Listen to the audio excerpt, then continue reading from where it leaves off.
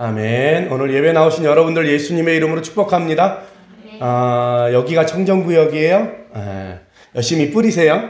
바르시고 뿌리시고.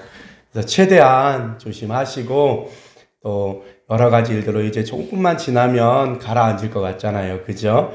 요즘 일들을 생각하면서 어떤 생각이 들었냐면, 이제 좀 뭔가 예배에 대한 패러다임이 우리 한국 교회에 좀 달라질 수 있으면 좋겠다. 구약 이스라엘에 그 구약 시대 솔로몬과 그 이후 시대에는 성전이라고 하는 게 있었어요. 솔로몬 성전, 다윗 성전. 그래서 솔로몬이 멋지게 지어놓은 성전에 와야 구원을 받을 수가 있는 거예요.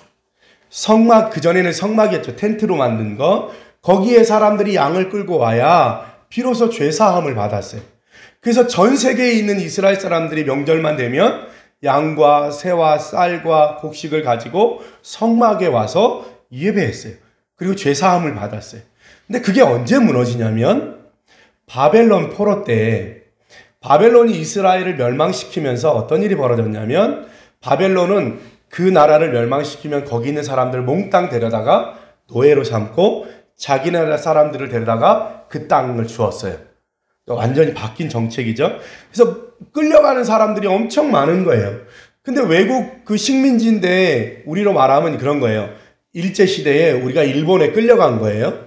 그래서 일본에서 주인집 밑에서 노예로 생활하고 있는 거예요. 근데 거기에 성전이 어디 있고 거기에 예배가 어디 있어요. 그죠? 그래서 나온 게 뭐였냐면 회당이에요. 회당.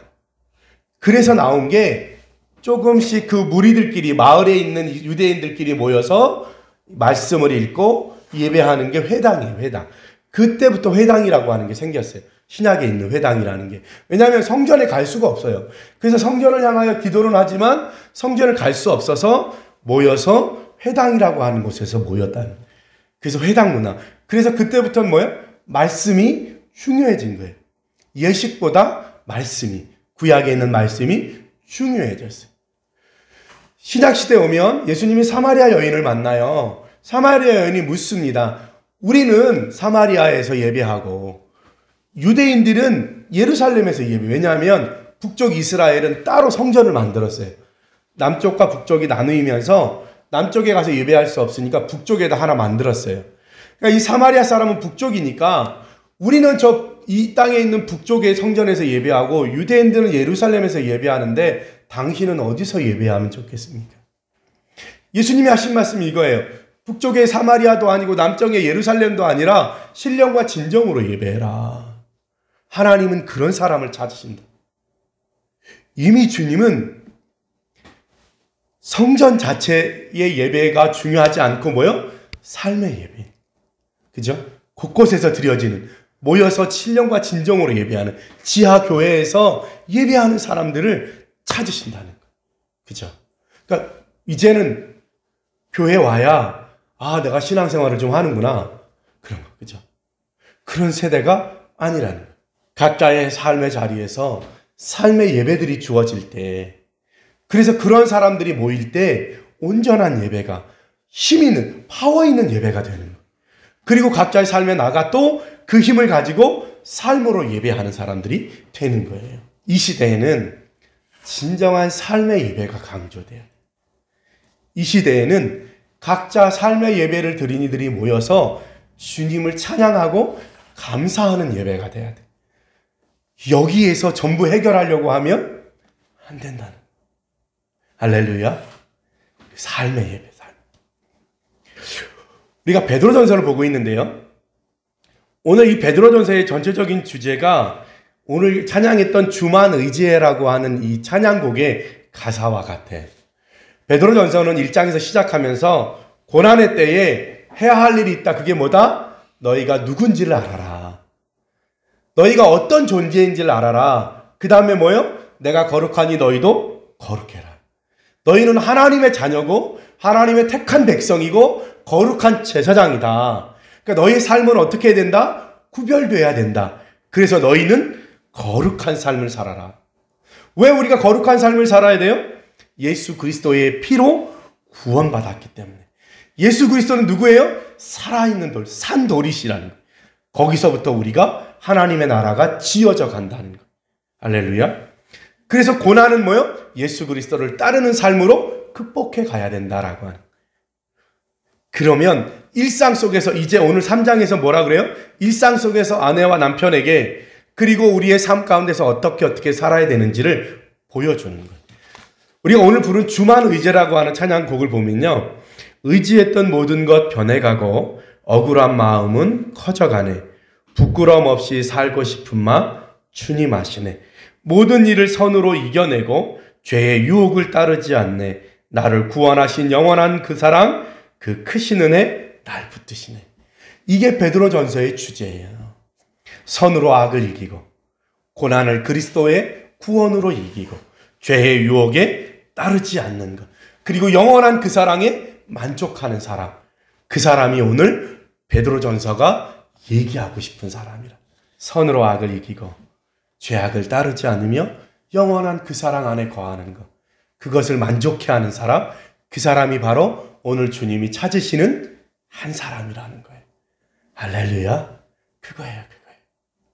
자, 오늘 3장의 말씀에 시작할 때 남편과 아내에 대한 이야기가 나와요. 먼저 아내에 대한 이야기가 나오는데 안 믿는 남편에게 아내가 어떻게 해야 되는지. 근데 이 말씀을 가만히 묵상하면 참고 살아라. 안 믿는 남편 만났으니 어떻게 했냐.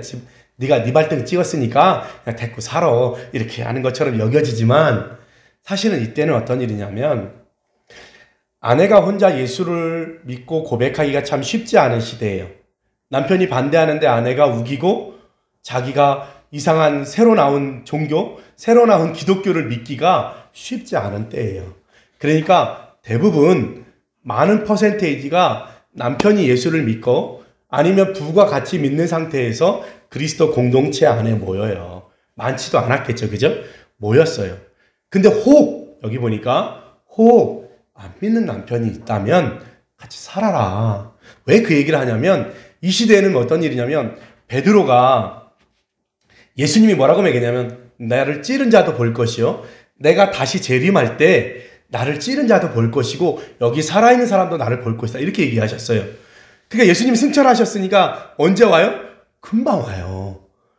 저 사람이 죽기 전에 온다니까. 그러니까 얼마나 마음이 급했겠어요. 이제 곧 주님이 오셔서 이제 다 끝이에요. 그러니까 뭐예요?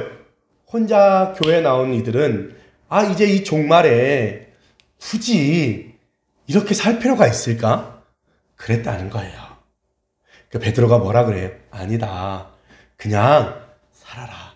주님이 오실 때까지. 혹시 아냐. 주님이 오시기 전에 그 사람이 변할 수도 있지 않겠냐. 그 얘기를 하는 거예요. 그러니까 요즘처럼 막 참고 살아야 돼. 막 두들겨 패는데도 참고 살아. 이런 시대가 아니에요. 때리면 신고해야 돼요. 알겠죠? 때리면 신고해야 돼요. 그게 정상이에요. 같이 사는 거 아니에요. 그렇게 살 필요도 없어요. 데이트 폭력 안 돼요. 그거는 평생 안 고쳐져요. 네. 그러니까 그렇게 살면 안 돼요. 이 시대는 뭐예요? 재림이 가깝다고 여겨졌던 시대. 그래서 웬만하면 아이도 낳지 않고 웬만하면 결혼도 하지 않고 웬만하면 필요 없는 것들은 다 버리는 시대예요. 집을 나가기도 했고요. 우리나라 초대교회도 마찬가지예요. 양반이 예수를 믿으면 변화되면 자기가 데리고 있던 모든 첩들을 다 정리했어요. 왜냐하면 그 하나님 말씀 맞지 않다고 생각하기 때문에 다 정리해요. 재산도 정리하고 부부관계도 정리하고 평생 잠자리 하지 않고 자라요. 그렇게 서로 약속도 하고 그런 일들도 있었다. 그때 얘기하는 거예요. 너희의 선한 행실. 여기 중점은 뭐예요? 선한 행실, 선한 행실. 할렐루야, 선한 행실. 남편에게 얘기합니다. 더 연약한 그릇이요 생명의 은혜를 함께 이어받을 자로 알아. 서로가 생명의 유업을 받는 일에 연결되어 있다는 거예요. 그러니까 어떻게 해요? 서로 같이 도우라 얘기하는 거예요. 남편도 아내도 남편이. 어떻게 해라? 살던 대로 살아라. 살던 대로. 단 선한 행실을 가져라. 자기를 지키라는 말이에요. 살고 있는 걸 깨거나 부실하는 게 아니라 뭐요? 너 스스로 선한 행실을 가지라는. 최선을 다하라는. 네가 잘해야 내가 잘해 이런 얘기가 아니라 너를 지키라는 거예요. 너를 지키. 사도 바울이 얘기해요. 나처럼 혼자 살 사람은 그냥 혼자 살아라. 그게 더 낫다. 같이 있는 사람은 헤어지지 마라. 그냥 살아라. 단 자기를 지켜라. 그거예요. 고난의 때에 자기를 지켜. 코로나가 찬 거네요. 어떻게 해야 될까? 자기를 지키면 되는 거예요. 모여서 예배하는 것도 괜찮아요. 온라인으로 예배하는 것도 괜찮아요. 단 자기를 지킬 수 있어야 돼요. 할렐루야. 이럴 때 나태해지는 거 아니에요. 그죠? 아무도 없을 때 교회는 올 수 있잖아요. 그죠? 이럴 때 진짜와 가짜를 구분할 수도 혹시 그죠? 있어요. 고난의 때에 15절 너희 마음에 그리스도를 주로 삼아 거룩하게 하고 너희 속에 있는 소망에 관한 이유를 묻는 자에게는 대답할 것을 항상 준비하되 온유와 두려움으로 하고 선한 양심을 가지라. 이게 고난의 때에 예수 믿는 사람들이 해야 할 거예요. 그래서 14절에 얘기합니다. 의를 위하여 고난을 받으면 복이 있는 자니 그들이 두려워하는 것을 두려워하지 말며 근심하지 말고. 고난을 당할 때에 두려워하거나 근심하지 말고 뭐요? 너희 안에 있는 선한 양심, 소망에 관하여 묻는 이들에게 대답할 것. 그리스도 안에서 그것을 가지라는 거예요. 그 다음에 선한 양심으로 살으라는 거예요. 누가 와서 물어요. 당신이 그렇게 사는 거에 대해서. 왜 그렇게 살아? 왜 당신은 거기에 가서 당신은 무엇을 하려고 하는지 그 속에서의 소망은 뭔지 질문할 거예요. 거기에 뭐요? 대답할 말이. 근데 그 대답할 말은 어디서 온다? 고난에서 온다. 어린이집이 막 엄청 달려서 떼돈을 벌 때 소망에 관한 답을 찾는 게 아니라 힘들고 어려울 때 그럼에도 불구하고 해야 할 이유가 뭘까? 그 답은 고난에서 온다는 거예요. 그 고난을 통과해야만 그 답을 가질 수 있다. 할렐루야. 우리 집사님들이 질문하잖아요. 이럴 때는 어떻게 해요? 저럴 때는 어떻게 해요? 가지고 있는 모든 답 중에 괜찮은 답들은 다 뭐예요? 내가 통과하는 고난 가운데서 얻은 답이. 참 희한하죠. 잘 먹고 잘 살아야 답이 얻어질 것 같은데 인생이 그렇지 않다는 것. 고난 속에서 우리는 답을 찾을 수 있다. 할렐루야. 여러분이 당하는 수많은 어려움과 고난과 힘듦 속에 하나님은 여러분에게 소망을 심으시고 그 소망에 대해서 그 누구보다 정확하게 설명할 수 있는 힘을 여러분들에게 주신다. 그러면 인생의 고난이 아니라 하나님이 주신 답이잖아요. 정답. 그죠? 그 속에서 찾을 수 있는.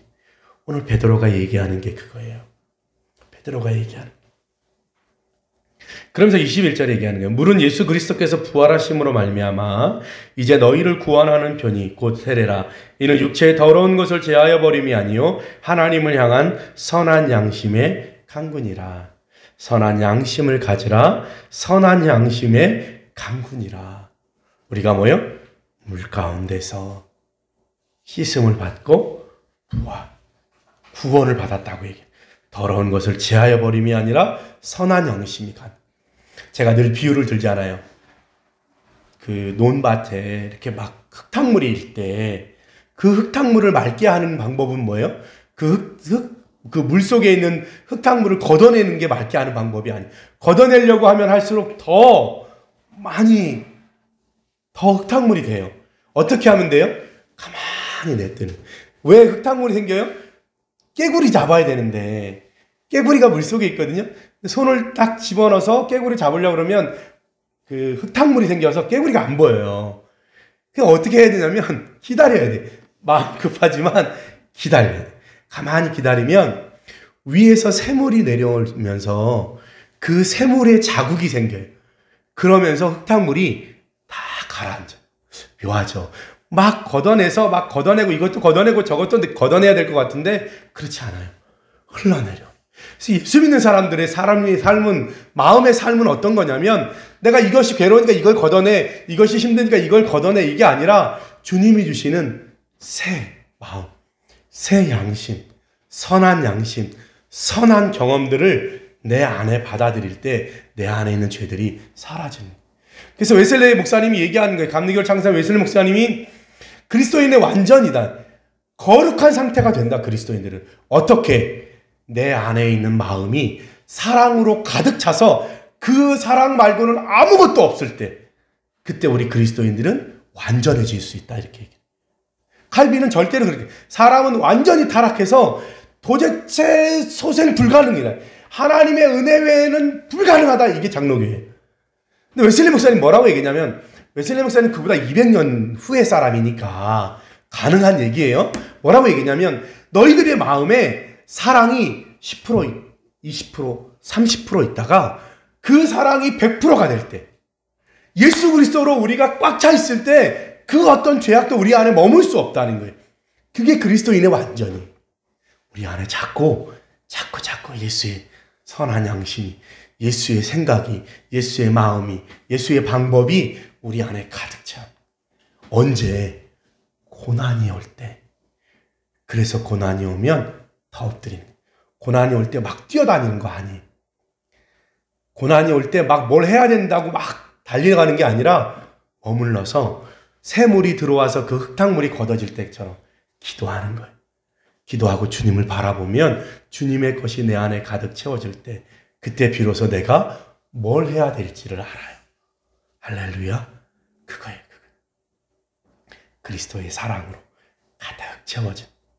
우리 아이들에게도 그런 거 물려주잖아요. 우리 아이들에게 놀라운 영어 실력과 놀라운 재산을 물려줄 수 없지만 교회에서 살았던 그 삶. 그럼 저 친구들이 어떠한 삶으로, 어떤 모습으로 살아갈지, 어떠한 부와 어떤 명예로 살아갈지는 모르지만 저 아이들이 교회 안에 거한다면 하나님이 저 아이들을 축복하실 거라는 그 믿음이 있잖아요. 날마다 교회를 삼아, 날마다 와서 머물러 있다 가는, 할렐루야. 그런 여러분들 되시길 소원합니다. 언제? 고난이 왔을 때. 사명과 함께 그 사명을 감당할 어려움도 오거든요. 그럴 때 그것을 감당할 수 있는 건 뭐예요? 주님을 향한 마음, 주님을 향한 사랑. 여러분 안에도 그것으로 가득하길 소원합니다. 기도하겠습니다. 하나님, 예배할 수 있다는 것이 이렇게 큰 은혜인지 다시 한번 깨닫습니다. 하나님의 지금 이 땅에도 하나님이여 전 세계에 나아가 말도 통하지 아니하고 언어도 같지 않은 곳에서 하나님의 예배하고 싶어도 예배할 수 없고 헌신하는 선교사들이 있습니다. 하나님, 굳이 코로나가 아니어도 하나님 멀쩡한 몸으로도 예배하지 못하는 이들이 많습니다. 오늘 우리가 택함 받아 오늘 이곳에서 예배할 수 있음이 얼마나 큰 은혜인지 다시 한번 주님의 이름을 찬양합니다. 다시 한번 우리를 부르시고 택하여 주시고 주의 자녀 삼아 주신 것을 감사합니다. 우리에게 주신 고난 가운데 주신 답을, 그 소망의 답을 끌어안고 우리에게 주신 사명 가운데 세워지게 하시고 하나님이여 그 사명 안에 견고해지는 놀라운 역사가 있게 하여 주옵소서. 우리 사랑하는 해븐 일지체 한 사람 한 사람 기억하시고 하나님이여 그들 모두가 주 예수 그리스도 이름 아래 일어서게 하시고 하나님을 예배하고 찬양하며 감사하는 일에 앞장서는 모두가 되게 하여 주옵소서. 감사하고 예수님의 이름으로 기도하옵나이다. 아멘.